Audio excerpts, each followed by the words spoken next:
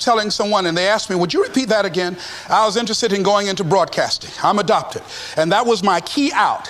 I wanted to make my mama proud of me. I was very much appreciative of what she's done for my brother and sister and I. And that was my way out. And I went over to a radio station, asked a guy and told him that I was interested in broadcasting. He looked at me in my straw hat and my overalls.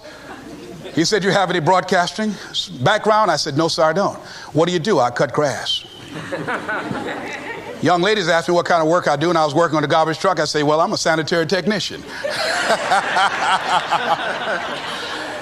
He said, we don't have any job for you. I decided that was something I was going to do. I decided I'm unstoppable.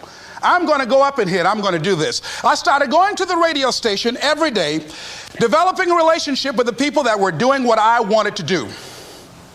And that's what I encourage you to do. Whatever area you want to go in, find people that are doing it the way you want to do it and develop a relationship with them. When I decided to go in this area, I wrote letters to Dr. Norman Vincent Peale, to Zig Ziglar, to Dennis Waitley, all of the giants in this area. And I said, this is something I want to do. I've been following your career. Would you help me? Dr. Norman Vincent Peale answered my letter, did an article on me, wrote about me in the most recent book that he issued, and done many broadcasts about me. I'd wanted to develop a relationship and rapport with those people that were achieving those things that I wanted to achieve. By the same token, I would go to the radio station, and I developed a relationship with the guys. And they used me as an errand boy when they needed some food or someone to go pick up entertainers that came into town. Temptation singing My Girl, Jerry Butler singing For Your Precious Love, Sam Cooke singing Darling You Send Me. I would pick up the entertainers at the airport and drive them around in the disc jockeys, big Cadillacs. They didn't have any driver's license, but I was acting like I had some.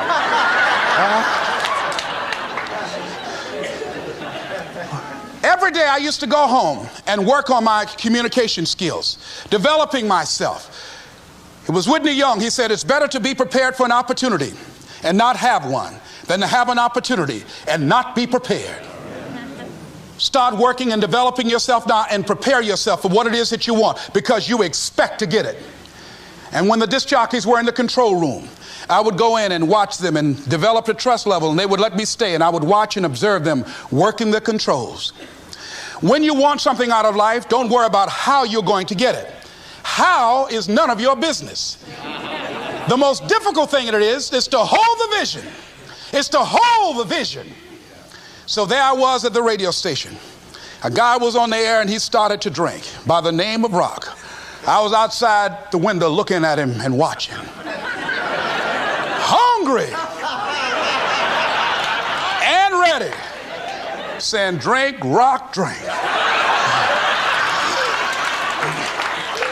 Pretty soon the phone rang. It was the general manager. I said, hello. He said, Les, this is Mr. Klein. I said, I know. He said, Rock can't finish his program. He's slurring his words. I said, I know. Can you work the controls until one of the other disc jockeys come in? Would you call them? I said, yes, sir. I hung the phone up. I said, now he must be thinking I'm crazy. I called my mama and my girlfriend Cassandra. I said, y'all come out on the front porch and turn up the radio. I'm about to come on the air.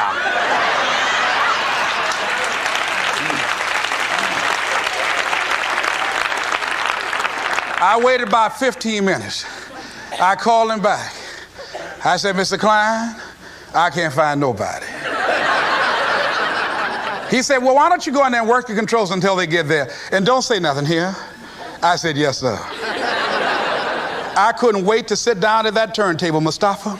I said, look out, this is me, LB, Triple P, Les Brown, your platter playing Papa. There were none before me and there will be none after me. Therefore, that makes me the one and only. Young and single and love to mingle, certified, bona fide, indubitably qualified to bring you satisfaction and a whole lot of action. Look out, baby, I'm your love man. I was hungry.